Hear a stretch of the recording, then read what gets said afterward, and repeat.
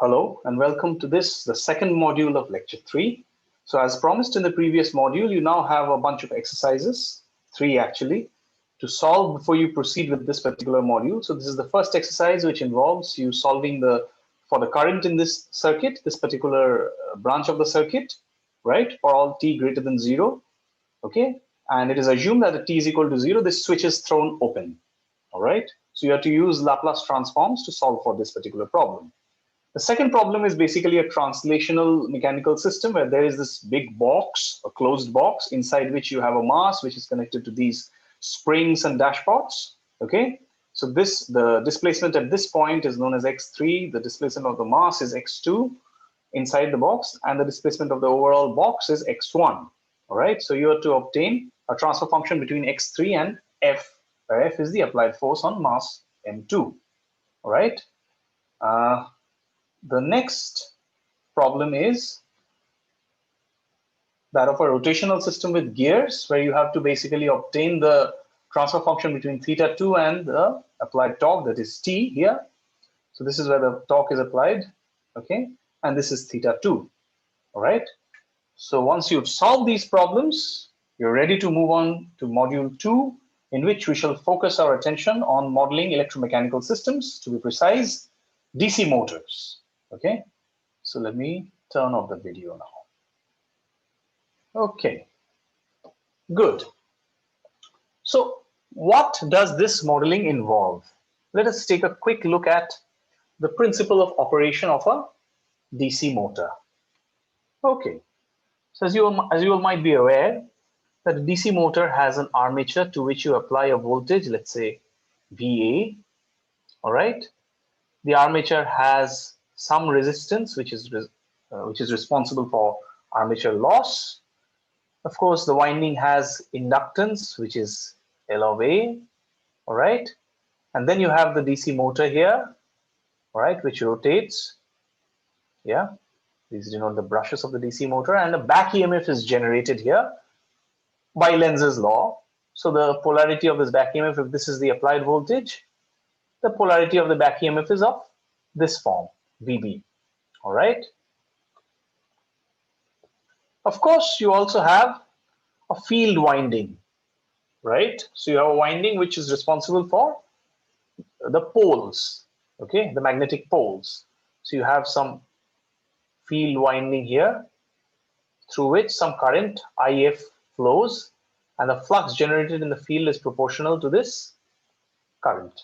So this is like a separately excited DC motor, all right? So this is the field circuit, all right? So you have also a separate voltage applied here, which is, let's say, VF, and this coil also has some RF and LF, okay, some inductance and some resistance in the field circuit. So there are basically 2 ways of controlling the speed of this motor. So let's say this is the shaft to which you have some gears connected, and across the other end of the gear, so there is some torque generated here in the motor, and across the other end of the gear, let's say you have a load. Okay, so there is some loading on this side of the motor, okay, on the motor side, and there's also some loading on this other side, all right, which is probably in all likelihood connected to a dashpot like so. So this is basically your load, all right. So a few things need to be revised first. As you might be aware that this back EMF VB is given by this expression P phi Zn over A. The P is the number of poles in the motor, phi is the flux, which is, as I said, proportional to the current in the field circuit. Z is basically the number of armature coils, okay. N is the speed in RPS, and A is the number of parallel paths. So there are 2 types of winding. Mostly one is a lap winding, the other is a wave winding. So for a lap winding, this number A is equal to P by 2. And for a wave winding, this turns out to be always 2, right? So these are some basic principles of a DC motor machine. In general, therefore, if I call this as theta m, okay, I can write this as some constant kb times, okay, if I'm writing in the Laplace domain, that is okay, then this is given by so. All right. In other words, basically what it means is that this VB is nothing but KB times omega. Okay, where omega is of course d theta m. So let's call this omega m d theta m dt. All right. So in the Laplace domain, this is how you can write this. Okay. So bear this equation in mind. This comes from the principle of working of a DC machine. All right. That the back EMF is proportional to the speed. All right. What about the other part? Now let's write the equation, the KVL in the armature circuit. Okay, so I'm writing all of this in the Laplace domain.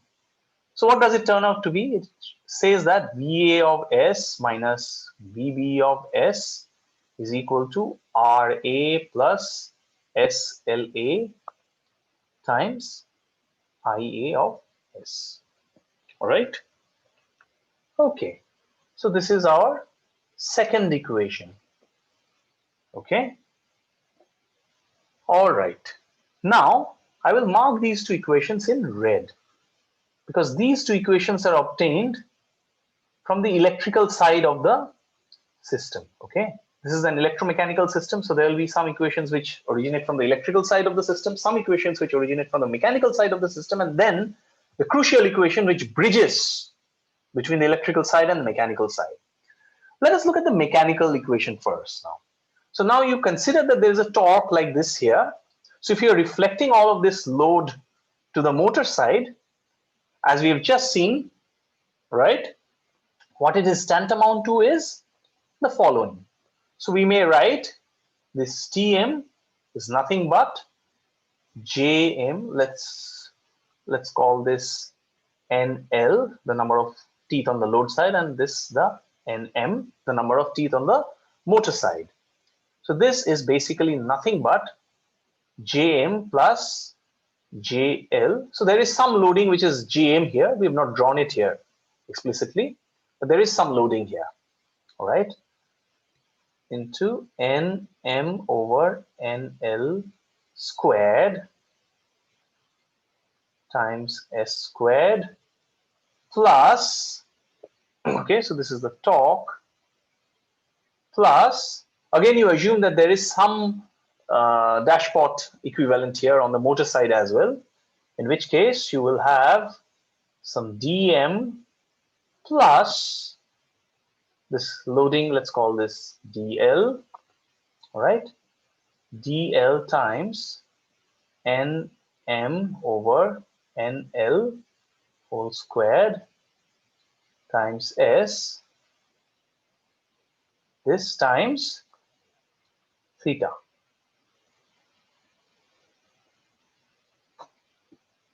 Right? So this is the third equation, and this comes from the mechanical side of the system. All right. So this is the mechanical side of the system. The red is the electrical side of the system. And now comes the crucial bit, which is basically the bridge between the two. And that takes this following form. You know this already, right? You know that torque is proportional to the flux, right? Torque is also proportional to the current.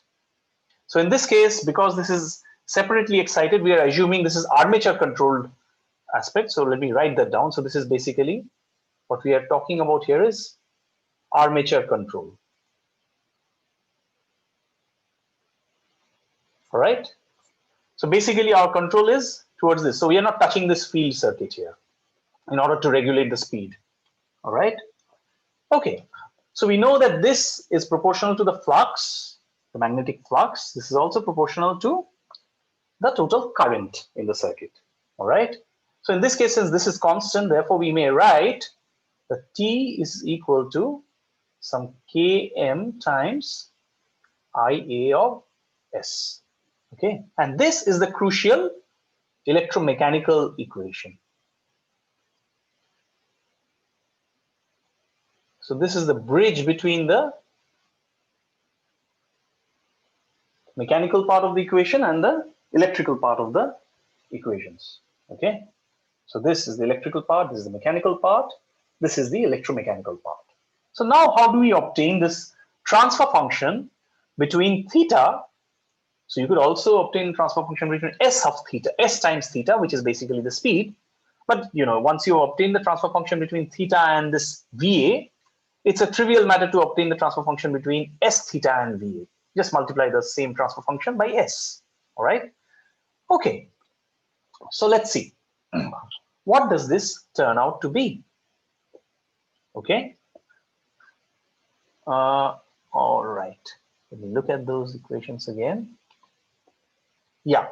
So let's say we substitute this equation and we call this, we simplify this and call this J of E, and we simplify this and call this D of E.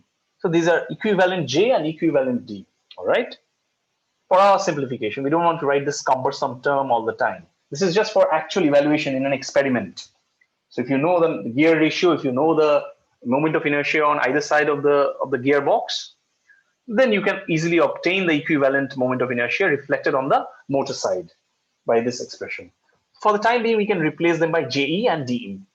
All right. Okay. So what do we do now? Having come this far, what is going to be our next step? So let's say we plug in this this expression. Okay. This expression for VB in this equation here. Okay. That's our first step. Yeah. And then we know that from this expression, this mechanical side of the equation, we already know. Okay. So first is, let's say, obtain. Look at this goal that we have set for ourselves here. The goal is to obtain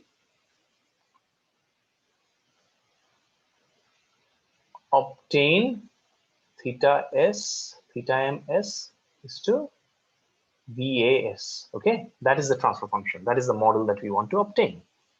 Right.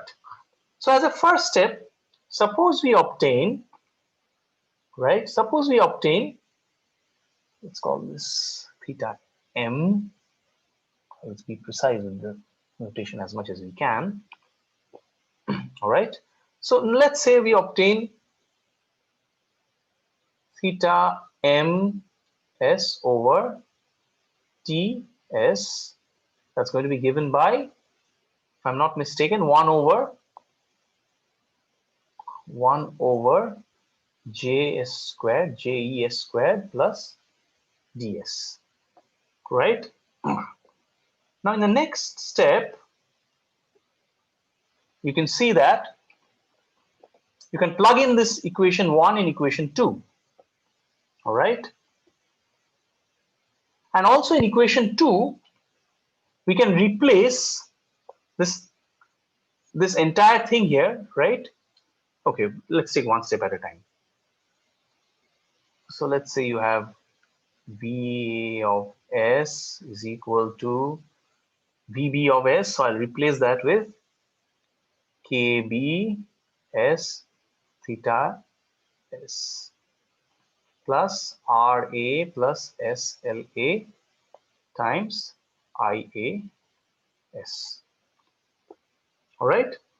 So I've just clubbed these two together, right? I hope, yeah, that's correct.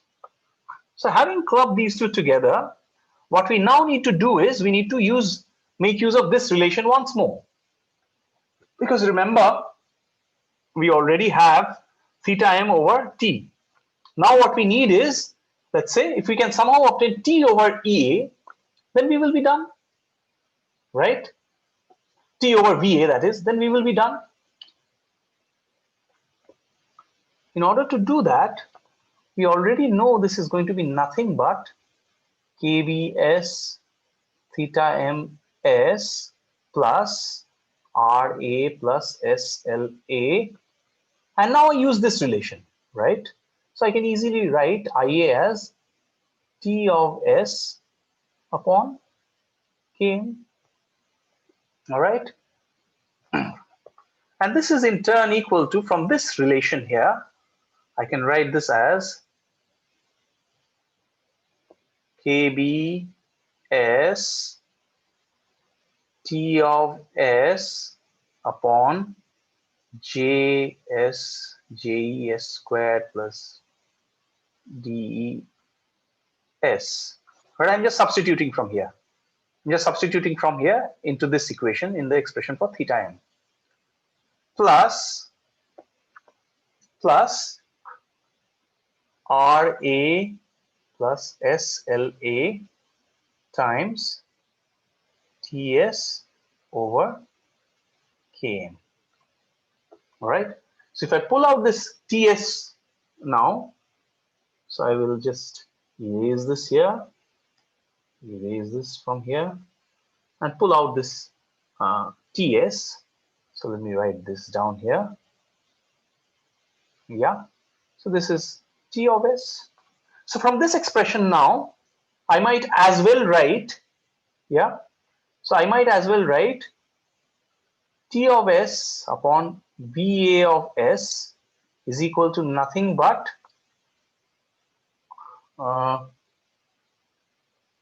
okay, so this S cancels out. All right.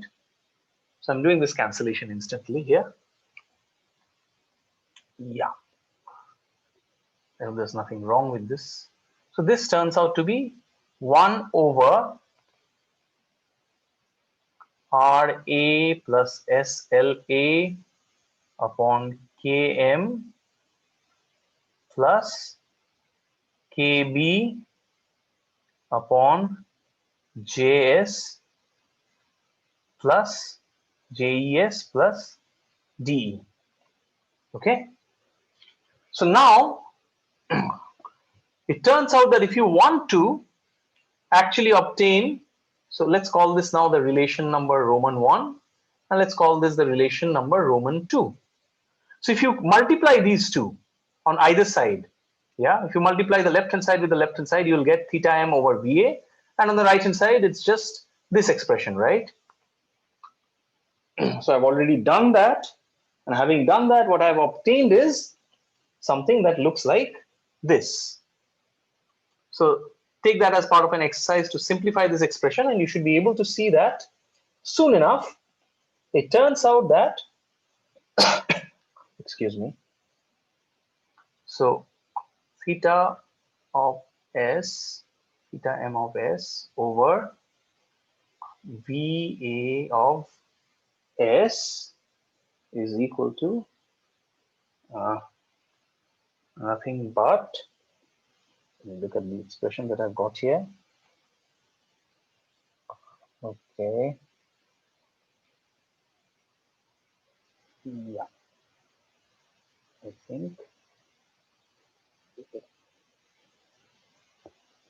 Okay. I don't think I have it written down somewhere. So let me go through and do the hard work here. All right. Let me multiply this term by term and see how it actually turns out. So we'll have this JS plus D on the numerator, which will cancel out. So there'll be an S common here, right? Yeah, it's not that difficult. Yeah. Okay. So this will be basically Km will be sitting in the numerator, if I'm not mistaken. Please check. Km will be sitting in the numerator because this Km will go up. So Km into Js plus D will go up, but then this Js plus D will cancel out with one another and leaving behind an S. All right. Yeah. Yeah. So what this will eventually lead to is an S will remain here, and you have KB Km plus RA plus SLA times JES plus DE. Yeah, I leave it to you to check that this is indeed going to be the transfer function. I think that's what it is. Yeah, if you cross multiply these two, that's what the term is going to be like. Now at this stage, it is noteworthy to mention that a certain assumption is made. And the assumption is that LA magnitude wise it is much less than RA. So that is basically saying that the armature circuit is primarily resistive. So the inductance can be ignored. If that is the case, then this transfer function turns out to be S KB KM, and then you pull out this RA from here, so it becomes 1 plus SLA by RA. So this is basically the term that's going to be ignored as part of the approximation. All right, and then you have JES plus DE. Okay, so this then would give, I think, Km upon S times, yeah, I think we'll have to just take the coefficient of S as JER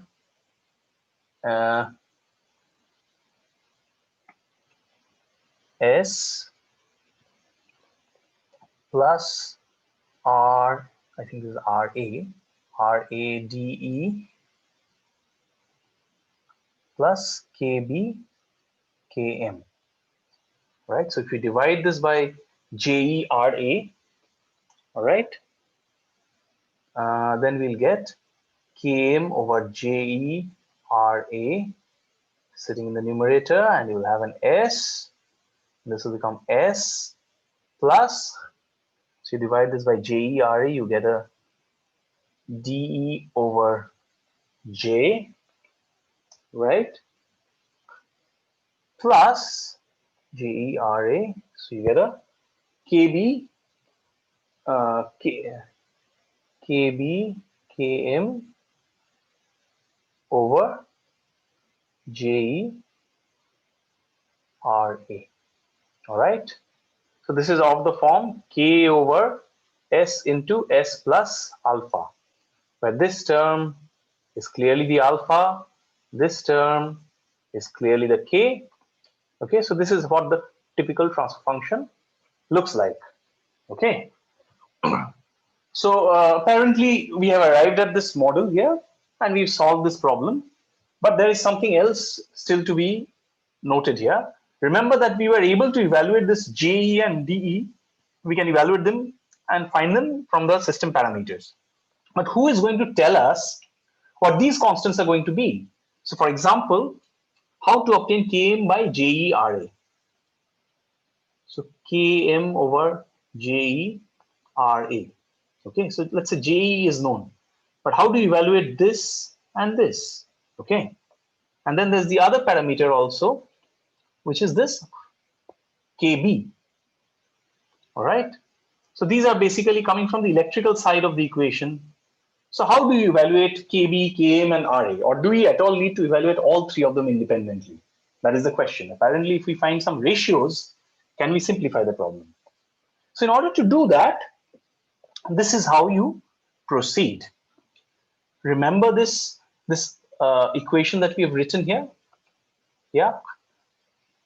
So what if we write VAS minus, so I'll replace VB by, or rather I'll write it on this side. So this is KB, let's say omega of S. So omega of S is nothing but S times theta of S.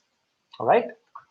This plus RA plus SLA times, so IA I will now replace as, using this equation, IA I will replace as T by Km. Okay.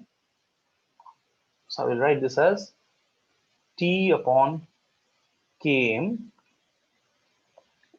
All right. And then I'll also again ignore this inductance here. All right. So basically then what it turns out is that this VA of S is nothing but KB omega of S plus RA upon Km times T of S. If we go back to the time domain, what this means is VA of T is equal to KB of omega kb times omega t plus Ra upon km t of t.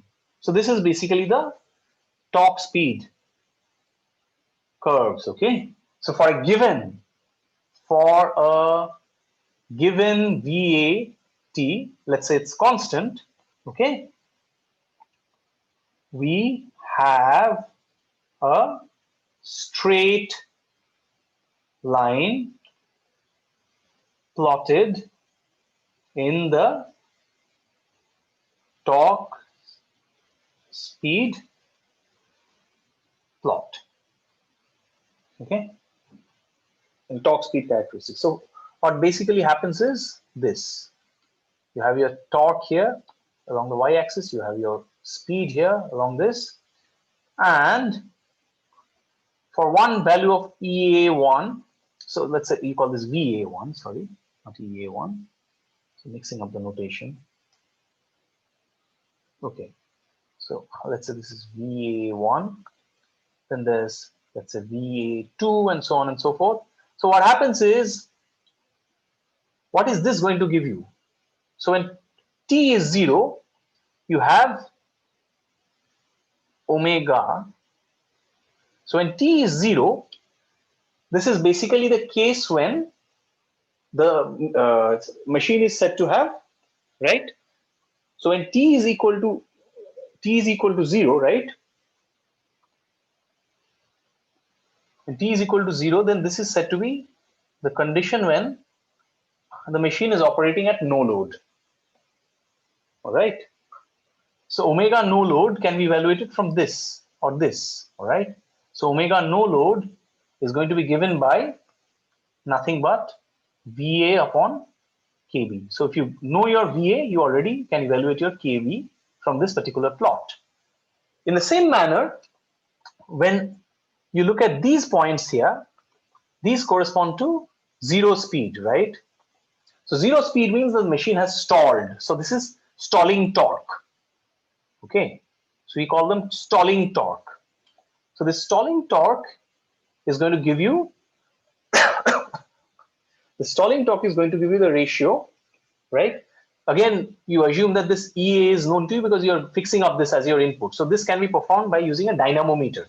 Okay, so if you want to hold your machine to a standstill, you have to freeze the armature, and then you measure this torque, this stalling torque, using a dynamometer.